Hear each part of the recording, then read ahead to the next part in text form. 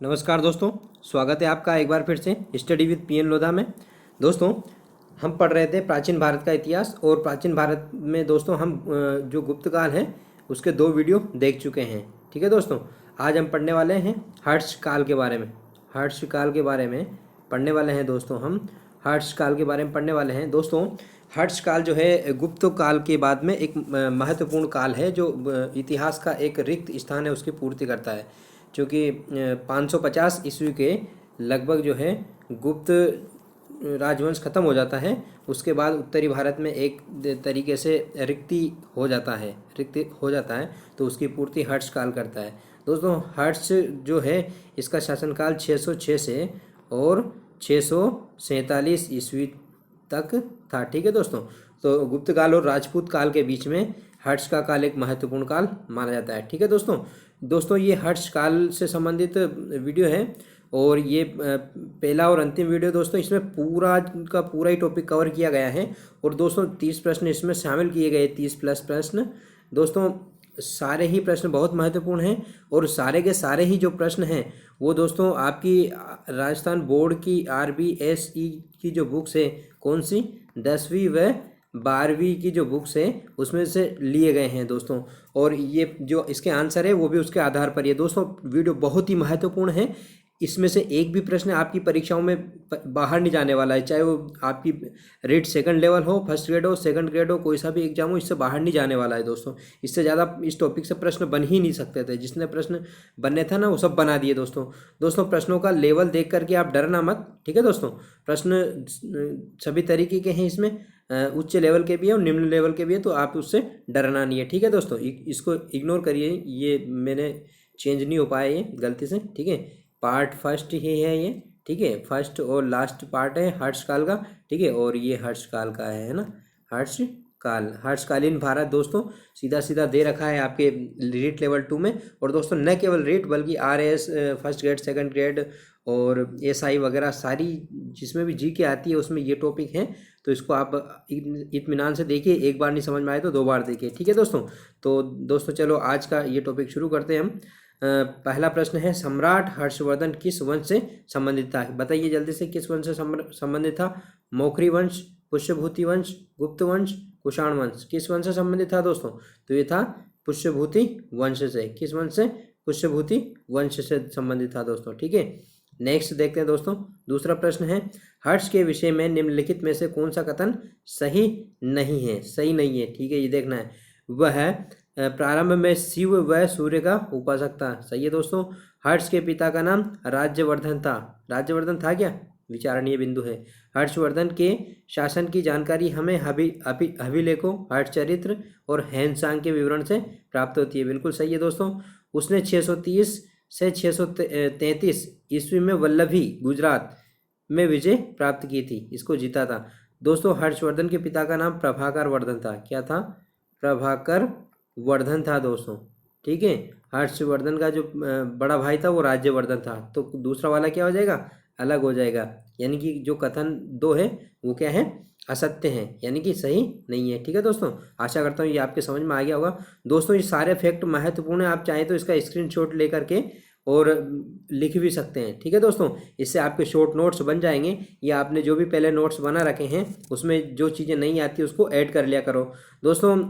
आपकी जो रिक्वेस्ट आती है कि सर PDF अवेलेबल करवा दो, PDF अवेलेबल करवा दो, मैं कहना चाहूँगा आपसे कि आपके पास पहले से बहुत सारे नोट्स हैं, आप उन नोट्स को अच्छी तरीके से पढ़िए और उन नोट्स को सामने रख के ये वीडियो देखिए, और जो भी चीज़ें आपको नहीं दिखाई दे ना वो इस वीडियो में से आप उसमें। ठीक है, तो चलो देखते हैं आज का तीसरा प्रश्न। ऐहोल प्रशस्ति के रचयिता हैं कौन है दोस्तों? जल्दी से बताइए। रवि कीर्ति, तिलभट्ट, बाणभट्ट, मयूर भट्ट या मयूर? तो दोस्तों बताइए कौन है? पहले भी देखा था रवि कीर्ति। रवि कीर्ति किसका राजकवि था दोस्तों? बताइए। पुलकेशिन द्वितीय। पुलकेशिन पुलकेशिन सेकंड का जो है ये राज दरबारी था दोस्तों। ठीक है, इसकी राजसभा में था दोस्तों पुलकेशिन द्वितीय और हर्ष के बीच में जो है एक संघर्ष हुआ था नर्मदा नदी के पास में, और उस संघर्ष में जो है पुलकेशिन द्वितीय जो है ये जीता था और हर्ष पराजित हुआ था। ठीक है दोस्तों। ठीक है, तो आगे देखते हैं चौथा प्रश्न। चौथा प्रश्न इस प्रकार से है, दोस्तों मैंने पहले ही कहा था वीडियो को स्टार्टिंग में, वीडियो को पूरा देखिए और अच्छी तरीके से देखिए, सारे प्रश्न महत्वपूर्ण हैं, एक भी प्रश्न ऐसा नहीं है जो बिना काम का हो दोस्तों, सारे फैक्ट इसमें आ जाते हैं। यदि आप इस वीडियो को अच्छी तरीके से देखेंगे तो मैं कहता हूँ आपकी किसी भी परीक्षा में इस टॉपिक में प्रॉब्लम नहीं आएगी, गारंटी मेरी, गारंटी लेता हूँ, मैं लिख कर देता हूँ दोस्तों। इसमें से एक भी प्रश्न आपके बाहर नहीं जाएगा, चाहे कोई भी परीक्षा हो दोस्तों, चाहे फर्स्ट ग्रेड हो या कोई सी भी एग्जाम हो। तो रीड तो क्या चीज़ होती है, तो इसके सारे फैक्ट आप लिख लीजिए दोस्तों, ठीक है ना। आशा करता हूँ आप लोग मेरी बात को सुन रहे होंगे और समझ रहे होंगे, ठीक है। चौथा प्रश्न है, असत्य विकल्प का चयन कीजिए। शासनकाल किसका? हर्ष का, 666 647, सही है क्या? सही है। राजधानी क्या थी? कन्नौज। प्रारंभिक राजधानी थानेश्वर थी, ठीक है, लेकिन बाद में क्या? कन्नौज, तो सही है। बहिन का नाम क्या था? देवश्री, देवश्री था क्या दोस्तों? देखना है अभी। उपाधि क्या थी? महाराजाधिराज, तो ये सही है दोस्तों। दोस्तों इसकी बहन का नाम था वो राज्यश्री था। क्या था? राज्यश्री था दोस्तों, ठीक है, देवश्री नहीं था। तो इसका आंसर क्या हो जाएगा? बी वाला। आप लिख सकते हैं बहन का नाम क्या था, यहाँ गलत है, मैंने सही लिख दिया, राज्यश्री था, ठीक है दोस्तों। नेक्स्ट प्रश्न है दोस्तों, पांचवा प्रश्न है, निम्नलिखित में से कौन सी रचना हर्ष की नहीं है? हर्ष की रचना कौन सी नहीं है दोस्तों? ये हजारों बार प्रश्न पूछा गया है और ये अक्सर हम गलत करते हैं, ठीक है ना। तो इसमें आप आज गांठ बांध लीजिए, गलत नहीं करोगे इस प्रश्न को। प्रियदर्शिका, प्रियदर्शिका, नागानंद, हर्षचरित, रत्नावली, तो बताइए दोस्तों क्या है इसका आंसर? इसका आंसर है हर्षचरित। हर्षचरित्र जो है किसकी है? बाण की है दोस्तों, बाण भट्ट की है, ठीक है। आशा करता हूँ ये चीज़ आप हमेशा याद रखोगे। हर्षचरित किसकी है? बाण भट्ट की, ठीक है। आज का छठा प्रश्न इस प्रकार से है दोस्तों, बाणभट्ट के अनुसार हर्ष ने के राजा को राजलक्ष्मी से वंचित कर दिया था। कौन से राजा को बताइए? कश्मीर, सिंध, बंगाल, मालवा, कौन से राजा को बताइए जल्दी से? क्या है? सिंध के राजा को जो है राजलक्ष्मी से वंचित कर दिया है। किसके अनुसार? बाणभट्ट के अनुसार। बाणभट्ट ने कौन सी पुस्तक लिखी? हर्ष चरित्र लिखी, ठीक है दोस्तों। सातवां प्रश्न है, हर्ष के काल के संदर्भ में निम्नलिखित कथनों पर विचार कीजिए। विचार करना है कथनों पर, ठीक है दोस्तों। समाज 4 वर्गों में विभाजित था, ब्राह्मण, क्षत्रिय, वैश्य और शूद्र, ठीक है। अंतरजातीय विवाह पर प्रतिबंध था, प्रतिबंध नहीं था, ये लिखा हुआ है दोस्तों इसमें, ठीक है। ताम्रलिप्ति, भरूच, पाटलिपुत्र व्यापारिक नगर थे। वस्त्र उद्योग उन्नत अवस्था में था, ठीक है दोस्तों। तो इसमें पहला सही है, दूसरा बिल्कुल गलत है, तीसरा सही है और चौथा सही है, ठीक है। दूसरा इसलिए सही है कि अंतर्जातीय विवाह पर प्रतिबंध था दोस्तों, है ना, प्रतिबंध था, प्रोहिबिटेड था। तो ये दूसरा वाला क्या हो जाएगा? गलत हो जाएगा। तो उपयुक्त में से कौन से कथन सही नहीं है? सही नहीं की बात हो रही है, तो कौन सा सही नहीं है? केवल दूसरा सही नहीं है, बाकी सब सही है। तो विकल्प आंसर क्या हो जाएगा हमारा? बी वाला हो जाएगा, ठीक है दोस्तों। दोस्तों आप में से कुछ लोग हैं जो वीडियो को पूरा नहीं देखने के पहले ही डिसलाइक कर देते हैं, वीडियो को डालते ही। तो दोस्तों ऐसा नहीं करें, आप पूरा वीडियो देखें, यदि उसमें कोई कमी हो तो बताएं, डिसलाइक नहीं करें दोस्तों। डिसलाइक करने से थोड़ा सा हमको अच्छा नहीं लगता है, ठीक है दोस्तों। दोस्तों एक हमारा जो है ये पेपर बनाने का और अपलोड करने का, आप तक पहुँचाने का एक जुनून है दोस्तों। हमको इससे ज़्यादा कुछ फ़ायदा होने वाला नहीं है, पर यह है कि हम चाहते हैं कि हमारा जो ज्ञान है उसका फ़ायदा दूर तक पहुँचे, ठीक है दोस्तों, यही हमारा उद्देश्य है। तो आप सकारात्मक कमेंट करें और कोई समस्या हो तो हमें बताएं, ठीक है। डिसलाइक करके वीडियो को और हमें डिमोटिवेट करने का प्रयास नहीं करें, ठीक है। 8वां प्रश्न है दोस्तों, 7वीं शताब्दी में शिक्षा का प्रमुख केंद्र थे, कौन कौन से थे? तक्षशिला था क्या? नालंदा, वल्लभी, बीवसी। तो दोस्तों तक्षशिला खत्म हो गया था इस काल तक, ठीक है। नालंदा और वल्लभी ही था, ठीक है, वल्लभी गुजरात में है, ठीक है। तो इसका आंसर हो जाएगा डी वाला, बी व सी दोनों सही है, ठीक है। हर्ष के संबंध में निम्नलिखित में से कौन सा कथन सही नहीं है? बताइए दोस्तों जल्दी से। विदेशों में प्रतिनिधि भेजे थे, बिल्कुल भेजे थे। RS त्रिपाठी ने हर्ष की तुलना अशोक व समुद्रगुप्त से की है, बिल्कुल की है। ब्राह्मी लिपि तथा प्राकृत भाषा प्रचलित थी, ये विचारणीय बिंदु है। 1/6 भाग कर के रूप में वसूल किया जाता था, बिल्कुल सही है दोस्तों। लिपि तो ब्राह्मी थी, लेकिन प्राकृत भाषा की बजाय कौन सी भाषा थी इस टाइम पे? बताइए। संस्कृत भाषा थी। कौन सी थी? संस्कृत भाषा थी। तो इसका जो है कौन सा कथन सही नहीं है? तीसरा वाला कथन सही नहीं है, बाकी सारे क्या है? सही है, ठीक है। अगला प्रश्न है दोस्तों, 10वां प्रश्न है, कौन सा विकल्प सही सुमेलित नहीं है? सही सुमेलित नहीं है, ठीक है। कर्णिक, लिपिक, बिल्कुल सही है। ग्राम, ग्राम अक्षपटलिक, ग्राम प्रधान, भुक्ति, जिला, हिरण्य, पदार्थों का, पदार्थों के रूप में कर। तो दोस्तों जो हिरण्य था, ये बताइए, हिरण्य जो था ना, ये नकद कर था। क्या था? नकद। जो भाग था ना, भाग, जो भाग था वो पदार्थों के रूप में था, ठीक है ना। भाग जो है पदार्थों के रूप में, ये जो है नकद था। और एक बलि था, बलि जो है फल फूल सब्जियां तकरियाँ वगैरह, तरकारियाँ वगैरह जो है राजा को दी जाती थी, ठीक है। तो तीन चीज़ें मिलती है, भाग, भोग और बलि। समझ गए होंगे। भाग, भाग का मतलब क्या है दोस्तों? पदार्थों के रूप में जो है दिया जाता था। पदार्थ जैसे कोई भी फसल बोई तो उसको ही देते थे, ठीक है। और हिरण्य नकद होता था। और जो बलि होता था वो एक तरीके से राजा के उपभोग के लिए दिया जाता था, ठीक है। दोस्तों ये भुक्ति है ना, ये 12वीं की जो किताब है आपकी, इसमें तो जिला दे रखा है। क्या दे रखा है? जिला। लेकिन बाकी कंपटीशन की बुक्स में जो है इसको जो है भुक्ति को राज्य दे रखा है, ठीक है। तो आप इसको प्रांत दे रखा है ना, क्या दे रखा है? प्रांत दे रखा है। तो आप इसको अपने स्तर से देख लीजिए। वैसे 12वीं की किताब में जिला दे रखा है तो जिला ही इसका सही मानेंगे अपन, ठीक है ना। आशा करता हूँ चीज़ों को आप समझ रहे होंगे। मैं 12वीं की किताब में जो आंसर दे रखे उसके अनुसार ही बता रहा हूँ। सारे प्रश्न दोस्तों, एक भी प्रश्न मैंने कहीं से चुराया नहीं है, सारे प्रश्न मैंने खुद ने बनाए हैं, ठीक है। आप कहीं से भी मिला सकते हैं, एक भी प्रश्न हूबहू नहीं मिलेगा आपको, ठीक है ना। सारे किताब में से ही बनाए हैं मैंने, ठीक है।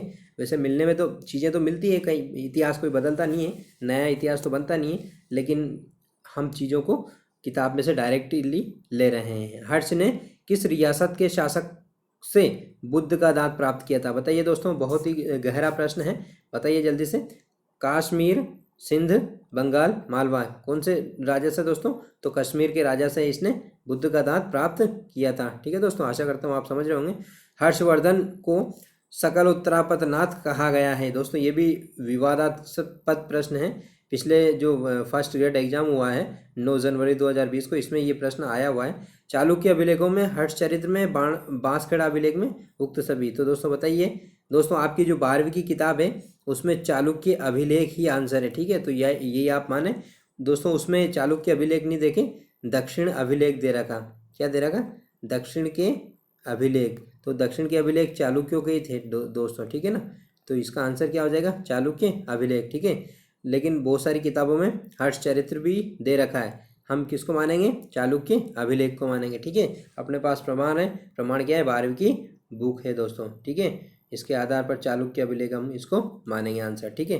हर्षवर्धन की उपाधियां थी, क्या थी? परम भट्टारक, परमेश्वर और चक्रवर्ती, उक्त सभी, ठीक है दोस्तों। परम भट्टारक थी क्या? बताइए। परमेश्वर और चक्रवर्ती, उक्त सभी, थी क्या दोस्तों? सारी उपाधियां बताइए जल्दी से। उक्त सभी उपाधियां थी दोस्तों, किसकी? हर्षवर्धन की, ठीक है।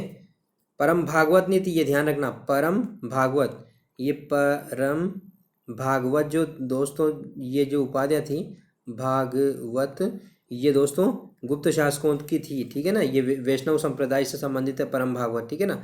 लेकिन ये जो था ये हर्षवर्धन प्रारंभ में शिव और सूर्य का उपासक था। बाद में महायान बौद्ध धर्म को इसने अपना लिया था, ठीक है।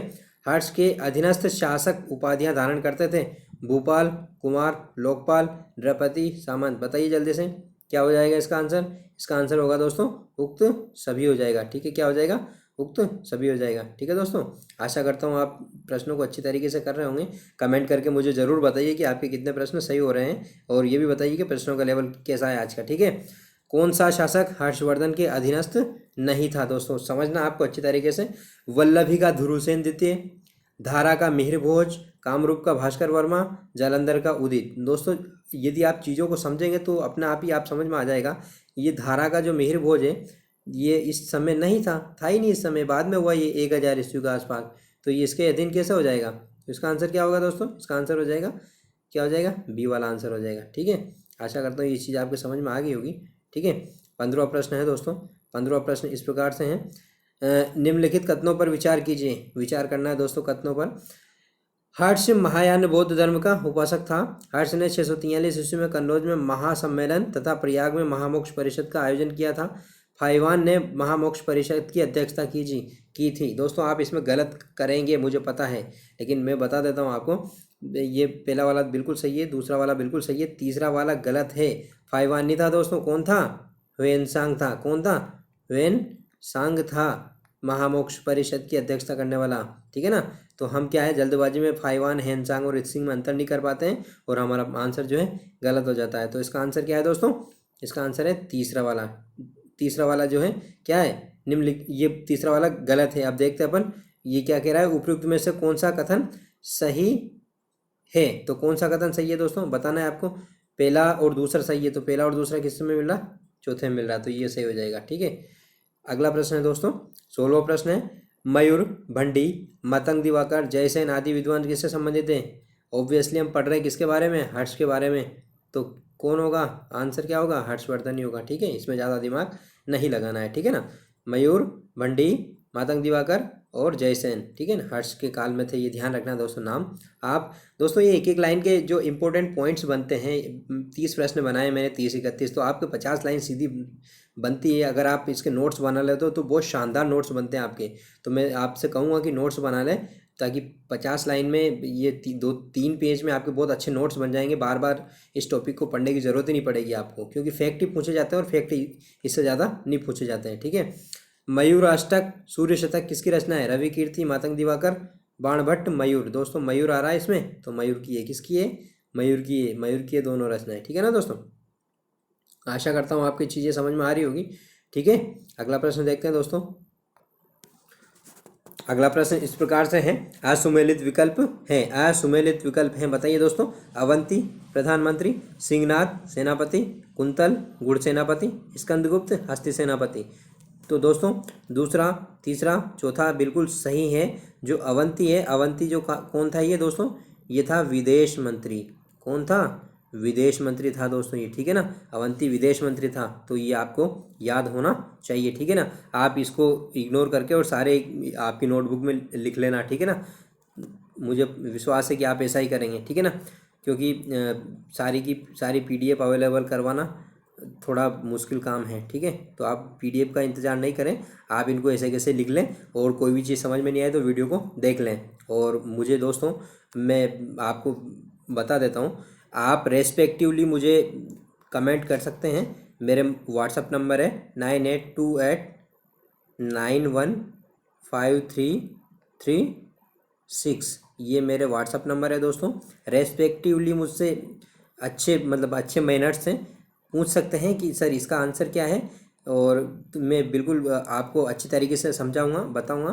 तो बिना वजह दोस्तों परेशान नहीं करें, आप बस ज़रूरत हो तो ही व्हाट्सअप करें। ठीक है ना दोस्तों, आपकी हर समस्या का समाधान करने के लिए हम तत्पर हैं दोस्तों। जहाँ तक मेरी योग्यता का सवाल है, तो आपको पता होगा स्टार्टिंग में लगा हुआ था, मैंने MA जो है इतिहास और ज्योग्राफी से किया है दोस्तों। ठीक है ना, और नेट JRF MA इससे इतिहास से हूँ दोस्तों, और ज्योग्राफी से भी दोस्तों बहुत अच्छा इंटरेस्ट है मेरा। तो दोनों सब्जेक्ट आपको बहुत अच्छी तरीके से करवाऊँगा दोस्तों। मैंने 3-4 साल तक जो है RAS की तैयारी करी है, RAS की तैयारी करी है दोस्तों। तो मेरा पॉलिटी वाला पोर्शन भी बहुत अच्छा है, तो उसमें भी आपको कहीं कोई दिक्कत नहीं आएगी। बस ज़रूरत है आपको हमारे साथ बने रहने की। ठीक है ना दोस्तों, मैंने एक बार तो 2013 में जो दोस्तों RAS मेंस की तैयारी उत्कर्ष में करी थी, उत्कर्ष में। ठीक है ना दोस्तों, तो मुझे कंपटीशन का अच्छा नॉलेज है, सारी चीज़ें पता है कि कौन सी चीज़ें क्या है। ठीक है, और उसके बाद में 2016 वाली जो वैकेंसी है उसमें भी मैं पॉलिटी और पब एड लोक प्रशासन पढ़ने के लिए उत्कर्ष में गया था, हालांकि वहाँ मुझे सफलता नहीं मिली। उसके बाद में मेरा जो है NVS PGT में हुआ इस बार, NVS PGT। ठीक है दोस्तों, इसमें मेरी 38वीं रैंक बनी है। इसमें ज्वाइनिंग बाकी है, और आपको बता दूं कि 2012 से मैं अध्यापक पद पर कार्यरत हूँ। ठीक है दोस्तों, तो आशा करता हूँ आप वीडियो के आनंद ले रहे होंगे। ठीक है, चलो चलते हैं आगे। ये प्रश्न कर लिया था हमने। अगला प्रश्न है दोस्तों, 19वां प्रश्न है, मधुबनी ताम्रपत्र व बांसखेड़ा ताम्रपत्र किससे संबंधित है। दोस्तों ये प्रश्न जितनी बार कहूँ उतना ही कम है, कितनी ही बार आ गया दोस्तों। ठीक है ना, तो इसको आप अच्छी तरीके से याद रखना है। तो किससे संबंधित है, हर्षवर्धन से। अभी तो हम क्या है हर्षवर्धन के बारे में पढ़ रहे हैं ना, तो हमको पता है कि हर्षवर्धन ही होगा, और कौन होगा। लेकिन जब बाद में पढ़ते हैं, प्रश्न पेपर में आता है ना, प्रश्न पत्र में, तब वहाँ जो है हमको दाएं बाएं झांकना पड़ता है। ठीक है ना, तो आप याद रखना इसको ना। अगला प्रश्न है, हर्ष के उच्च प्रशासनिक सेवा के अधिकारी क्या कहलाते थे। ठीक है दोस्तों, क्या कहलाते थे बताइए, कुमार अमात्य, उपरिक्त स्थानीय महाराज क्या कहलाते थे दोस्तों, क्या कहलाते थे, कुमार अमात्य कहलाते थे दोस्तों, ठीक है। और उपरिक्त जो है दोस्तों ये प्रांतपति थे, क्या थे, प्रांतपति जो है उपरिक्त थे। ये गुप्त काल में भी यही थे दोस्तों, ठीक है ना। आशा करता हूँ आप समझ रहे होंगे। निम्नलिखित को मिलान करना है दोस्तों, मिलान करना है दोस्तों। इधर शब्द है और उनके कुछ जो भी है वो दीर्घध्वज, दीर्घध्वज कौन थे दोस्तों, संदेशवाहक थे। कौन थे, संदेशवाहक। ध्यान रखना है, सारी शब्दावली लिखना है आपको। सर्वगतः है, सर्वगतः है गुप्तचर थे, क्या थे, गुप्तचर। भंडी, भंडी जो था दोस्तों हर्ष का ममेरा भाई था। कौन था, ममेरा भाई। और राज्यवर्धन ये कौन था, बड़ा भाई था, हर्ष का बड़ा भाई। तो इसका आंसर क्या हो जाएगा, 4 3 2 1, ठीक है ना दोस्तों। आंसर क्या हो जाएगा, 4 3 2 1। स्क्रीनशॉट करके आप लिख लीजिए इसको अच्छी तरीके से, ये दो शब्द मिलेंगे नहीं आपको कहीं भी, ठीक है। तो इसका आंसर 4 3 2 1 हो जाएगा। कौन सा विकल्प है, पहला ही हो जाएगा, ठीक है दोस्तों। नेक्स्ट प्रश्न देखते हैं। किस सभा में हर्ष ने अपना सब कुछ दान कर दिया था, किस सभा में, कन्नौज महामोक्ष परिषद, थानेश्वर सभा, काशी परिषद, काशी विश्वनाथ सभा। तो दोस्तों कौन सी सभा थी, प्रयाग महामोक्ष परिषद में उसने सारे के सारे जो उसका आभूषण वगैरह कपड़े वगैरह भी उसने दान कर दिए थे। और उसकी बहन जो थी कौन, राज्यश्री, राज्यश्री से उसने अंत में एक कपड़ा मांगा था अपने तन को ढकने के लिए, ठीक है ना। तो प्रयाग महामोक्ष परिषद में इसने सब कुछ दान कर दिया था। कौन सी, 643 में हुई थी दोस्तों दोनों महामोक्ष परिषदें, कन्नौज धर्म सभावीर ये भी, और ये जो है छठी थी। और ये महामोक्ष परिषद वो हर 5वें वर्ष में आयोजित करता था, ठीक है दोस्तों। अगला प्रश्न है 23वां।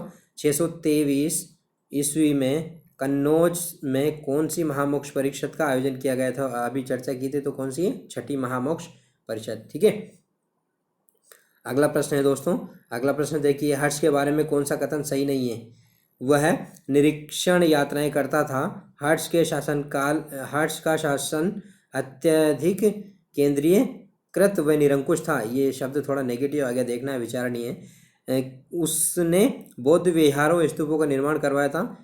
हर्ष धर्म सहिष्णु शासक था। तो ये बिल्कुल सही है दोस्तों। इसमें हमारा जो आंसर है वो बी वाला हो जाएगा। ये निरंकुश नहीं था दोस्तों, और अत्यधिक केंद्रीकृत नहीं था दोस्तों। ये सामंतवादी था, एक तरीके से सामंती सिस्टम था दोस्तों। गुप्त काल में ही सामंती व्यवस्था का उद्भव हो गया था दोस्तों। ये प्रश्न पूछा जाता है, सामंतवाद का कहाँ से उत्पन्न हुआ या विकास हुआ। तो विकास गुप्त काल में हुआ, और सामंतवाद का जो उद्भव का जो प्रारंभिक साक्ष्य हैं वो सातवाहन काल से हैं। सातवाहन काल दोस्तों, सातवाहन काल से क्या है कि सातवाहन काल में जो ये लोग थे, ये अग्रहार ऐसे भूमि दान दिया करते थे, और जो दान देते थे वो फिर धीरे धीरे सामंत में परिवर्तित हो गए, ठीक है ना, जिनको दान देते थे। अगला प्रश्न देखते हैं दोस्तों, 25वां प्रश्न। श्रृंगार शतक, वैराग्य शतक, नीति शतक किसकी रचना है दोस्तों, बताइए जल्दी से। ब्रह्मगुप्त, भर्तृहरि, हेनसांग, धावक किसकी रचना है दोस्तों। तो भर्तृहरि की है दोस्तों, किसकी, भर्तृहरि की दोस्तों, ठीक है, भर्तृहरि, ठीक है। समझ रहे होंगे आप भर्तृहरि कौन था, इसके बारे में आप मुझे 1 लाइन या 2 लाइन जो भी आपको जानकारी मिलती है उसके बारे में बताइए मुझे लिख करके, ठीक है। मैं इंतजार करूँगा, कमेंट बॉक्स में लिख के ज़रूर बताइए। और दोस्तों जो ब्रह्मगुप्त था इसने ब्रह्म सिद्धांत लिखा था, एक पुस्तक लिखी थी ब्रह्म सिद्धांत, ठीक है ना। तो इसका भी आप याद रखना, ब्रह्म सिद्धांत लिख सकते हैं आप अपनी नोटबुक में, ठीक है।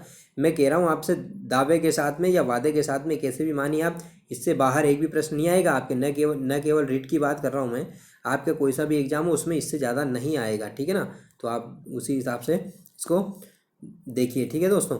मैं आपसे ये भी अपेक्षा करूँगा कि आप इस वीडियो को ज़्यादा से ज़्यादा लोगों के तक शेयर करेंगे, ताकि मेरा जो इस वीडियो को बनाने का मकसद है वो पूरा हो, ठीक है ना। हेनसांग के संदर्भ में कौन सा कथन सही नहीं है, यानी कि गलत है, ये देखना है। हेनसांग को यात्रियों का राजकुमार तथा शाक्य मुनि कहा जाता है। उसने सीयू की पुस्तक लिखी, बौद्ध साहित्य का अध्ययन करने हेतु भारत आया था। पहला सही है, दूसरा सही है, तीसरा सही हो गया। उसने हर्ष को क्षत्रिय जाति का बताया। कौन सी जाति का बताया, क्षत्रिय जाति का बताया क्या, नहीं। उसने हर्ष को क्या बताया, वैश्य, क्या बताया, वैश्य बताया दोस्तों, वैश्य बताया हर्ष को, ठीक है ना। और हर्ष जो है वैश्य था दोस्तों, क्या था, वैश्य था, ठीक है ना। अगला प्रश्न है दोस्तों, 27वां प्रश्न है। हर्ष की प्रशासनिक इकाइयाँ थी कौन कौन सी, हमने पहले भी इससे संबंधित प्रश्न पढ़ा है। भुक्ति विषय पाठक गाँव, विषय भुक्ति पाठक गाँव, भुक्ति पाठक विषय गांव, पाठक भुक्ति विषय गांव। तो क्या है दोस्तों, इसका आंसर हो जाएगा पहला वाला। भुक्ति जो है एक तरीके से प्रांत था, विषय जो है जिला था, पाठक जो है तहसील थी और गांव गांव थे। ठीक है, ये गांव है। ठीक है, ये पाठक है, पाठक या पाठल, ये पाठल भी मिलता है शब्द दोस्तों, ध्यान रखना इसको। और ये विषय है और ये प्रांत है। हालांकि मैं बता दूं आपको वापस, जो भुक्ति जो है ना, भुक्ति, वो भुक्ति को 12वीं की किताब में जिला दे रखा है। क्या दे रखा है? जिला दे रखा है। तो आप इसमें कंफ्यूज नहीं होए, ठीक है ना। और प्राय दूसरी किताबों में इसको प्रांत दे रखा है, ठीक है ना। जिला विषय को विषय को कहा जाता है, जैसा कि गुप्त काल में भी हमने देखा था। ठीक है, हर्ष के समय नालंदा के कुलपति कौन थे? नागसेन, दिवाकर मित्र, शीलभद्र, स्थिरमती। कौन था दोस्तों, बताइए जल्दी से, कौन थे? तो शीलभद्र थे दोस्तों। और स्थिरमती कहाँ के थे? तो ये वल्लभी के थे। ठीक है, दिवाकर मित्र और नागसेन, इनके बारे में भी आपको पता हो तो बताइए। ठीक है, दिवाकर मित्र इनके ही शासनकाल में थे दोस्तों। ठीक है ना, विद्वान थे। महायान देव, मोक्ष देव की उपाधियाँ दी गई, किसको दी गई? ब्रह्मगुप्त, भर्तृहरि, हेनसांग, धावक। किसको दी गई दोस्तों? तो हेनसांग को दी गई थी। दोस्तों जो धावक है, ऐसा माना जाता है कि जो तीनों कृतियाँ जिनमें ना, मतलब ऐसा कहा जाता है कि ये जो तीनों कृतियाँ हैं ये हर्ष ने लिखी है, लेकिन वास्तव में वो जो तीनों कृतियाँ हैं वो धावक नामक एक लेखक ने लिखी है। कौन कौन सी? प्रियदर्शिका, रत्नावली और नागानंद। जो तीनों कृतियाँ हैं वो नाम तो हर्ष का आता है। किसका? हर्ष का आता है, लेकिन उसके बैकग्राउंड में किसका नाम है? हर्ष, धावक का है दोस्तों, है ना। लेकिन आपका परीक्षा में आए तो आप हर्ष ही करना, ये ज़्यादा डीपली है, इसको आप इग्नोर करिए। मैंने जानकारी के लिए आपको बताया। ठीक है दोस्तों, आज का लास्ट प्रश्न है दोस्तों, बहुत ही महत्वपूर्ण है। हर्षकालीन चाट व भाट थे। ठीक है दोस्तों, कोतवाल, दारोगा, पुलिस, कर या टैक्स। क्या था दोस्तों? तो ये थे, क्या थे? पुलिस जो है चाट व भाट कहलाते थे। कब कब? हर्षकाल में। ठीक है दोस्तों, तो मैं आशा करता हूँ आपने वीडियो को पूरा अच्छी तरीके से देखा होगा और आपने वीडियो को अच्छी तरीके से समझा होगा और आप निश्चित रूप से वीडियो से संतुष्ट हुए होंगे। और दोस्तों अच्छा लगे तो लाइक करिए और अपने दोस्तों के साथ शेयर करिए। ठीक है दोस्तों, ओके, मिलते हैं अगले वीडियो में। ओके, और दोस्तों सुनिए, अगला जो वीडियो होगा हमारा वो हम, ये हर्षकाल तो हो ही गया दोस्तों, 7वीं शताब्दी तो, और आपके सिलेबस में जो है 600 से 1000 ईस्वी तक दे रखा है। ठीक है ना, भारत का इतिहास तो हम पढ़ेंगे। कल का जो भी नेक्स्ट हमारा टॉपिक होगा वो मैं बता देता हूँ। वो टॉपिक है दोस्तों, वो है त्रिगुट संघर्ष। त्रिगुट संघर्ष पढ़ेंगे दोस्तों। और इसमें से एक प्रश्न निश्चित रूप से आता है त्रिगुट संघर्ष में, पाल, प्रतिहार और राष्ट्रकूट, इनके बारे में, इन तीनों के मध्य जो संघर्ष हुआ त्रिगुट संघर्ष कहलाता है। किसको लेकर के? कन्नौज को लेकर के। हर्षवर्धन के बाद में उत्तरी भारत में एक तरीके से रिक्त स्थान हो गया था, वैक्यूम पैदा हो गया था। तो उसको पूर्ति के लिए तीनों ओर से हवा चली। किधर से? बंगाल की तरफ से पाल आए, राजपूताना की तरफ से कौन आए? प्रतिहार आए, और दक्षिण से राष्ट्रकूट आए। तो इन तीनों ने जो है इसको, कन्नौज को जीतने का प्रयास किया और अंत में जो है इसको प्रतिहारों ने विजित कर लिया था। ठीक है दोस्तों, तो आप उस टॉपिक को पढ़िए और अगले वीडियो में उस टॉपिक का आनंद लीजिएगा। ठीक है, आशा करता हूँ आप सब लोगों ने इसका आनंद लिया होगा। ठीक है, ओके, बाय।